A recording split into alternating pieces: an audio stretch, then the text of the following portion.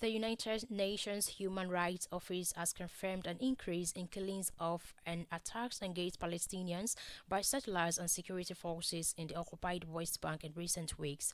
A spokesperson for the UN Office of the High Commissioner for Human Rights, Taimen Al-Khitan, said Israeli settlers and security forces have intensified their killings, attacks and harassment of Palestinians in the occupied West Bank, including East Jerusalem, in the past weeks.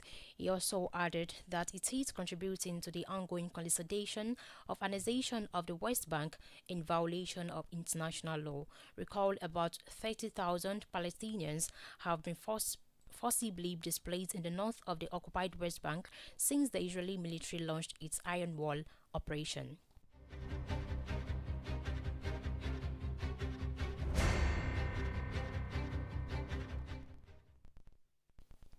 In the U.S., President Donald Trump has expressed disappointment in Russia's President Vladimir Putin, saying he is not done with him.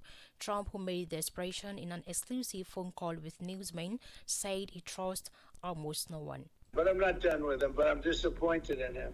So we had a deal done 4 times, and then you go home and you see he just attacked a nursing home or something in Kiev. I said, what the hell was that all about? I trust almost nobody, to be honest with you. Well, it's not a question of that. It's like I'm disappointed that this hasn't been done. The U.S. president also says he will introduce very severe secondary tariffs of 100% if no ceasefire deal is reached within 50 days. It started, and it's a real mess. We're losing, I guess they're losing 5,000 or 6,000 people a day. It's actually now more. I was saying 5,000 a day. It's actually more now.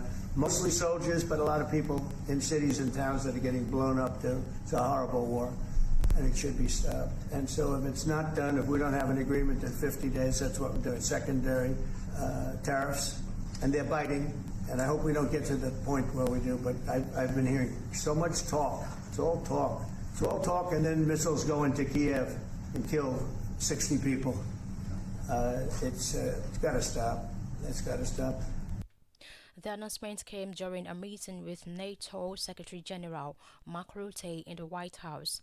Trump said he had thought a deal to end the war in Ukraine was on the cards with Russia 4 different times.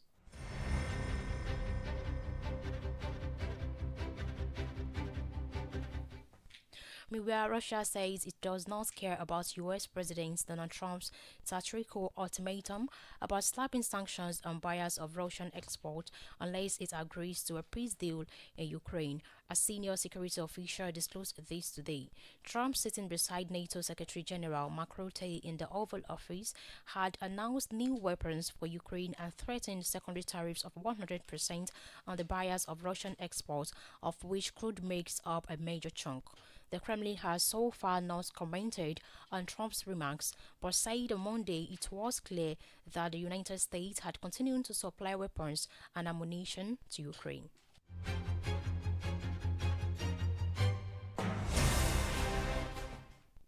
You're listening to Global Box on Adamimogo 107.7 FM, transmitting live from Olujudo's Palace, Ido-Ekiti. After the break, China economic takes leap despite tariff storm. Details of these and more in a moment. Please stay with us.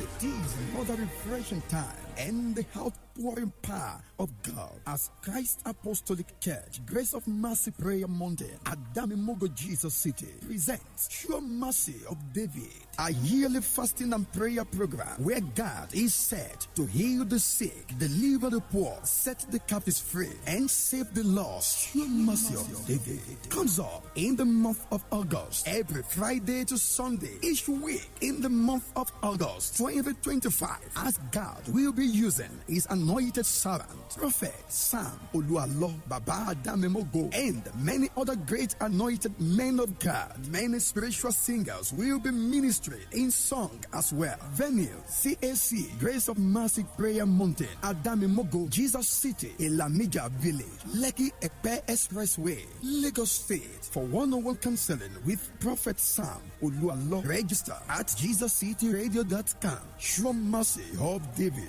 Don't miss it.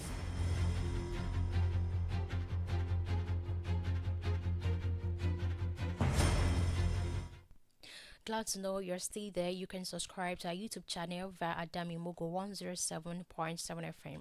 For happenings around you or news inquiries, please call our newsroom on this number 0915 786 8095. Now to the rest of the bulletin.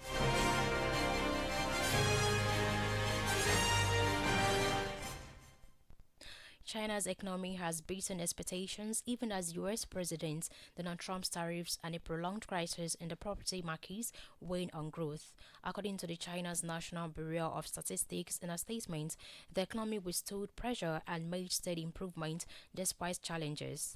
Official figures show the world's second largest economy grew by 5.2% in the 3 months to the end of June compared to the same time last year, which is better than 5.1% forecast by many economists, but lower than the previous quarter. The country has so far avoided a sharp downturn, partly due to measures announced by Beijing to help support the economy and a fragile trade truce with Washington.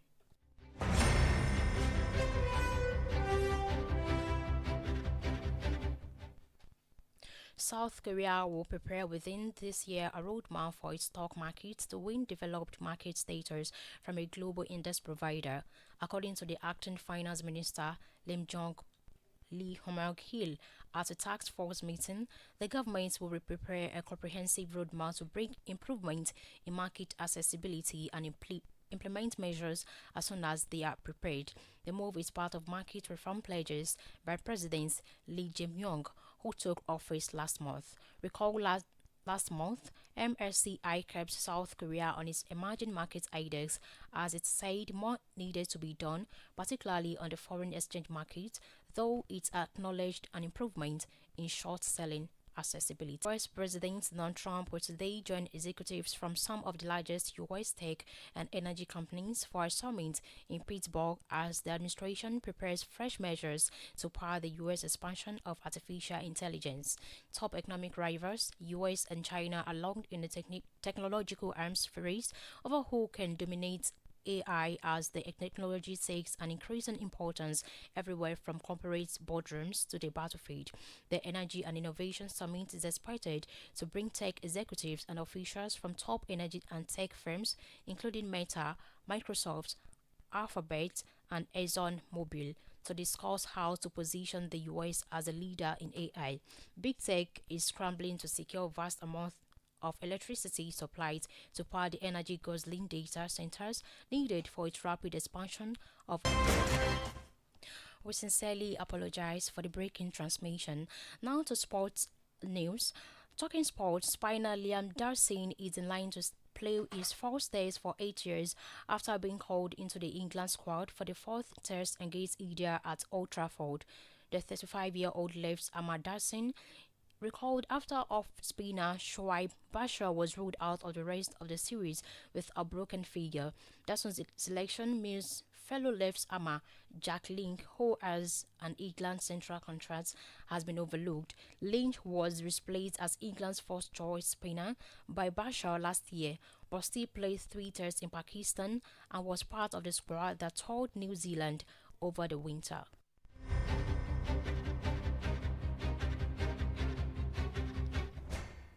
That's Global Box on Adamimogo 107.7 FM Idoikisi. Before we go, the highlights again.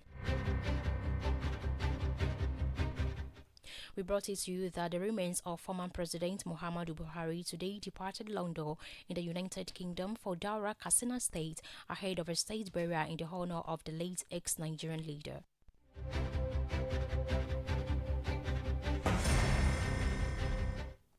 We told you that US President Donald Trump has expressed disappointment in Russia's President Vladimir Putin, saying he is not done with him. It was in the news that China's economy has beaten expectations even as US President Donald Trump's tariffs and a prolonged crisis in the property market weigh on the growth.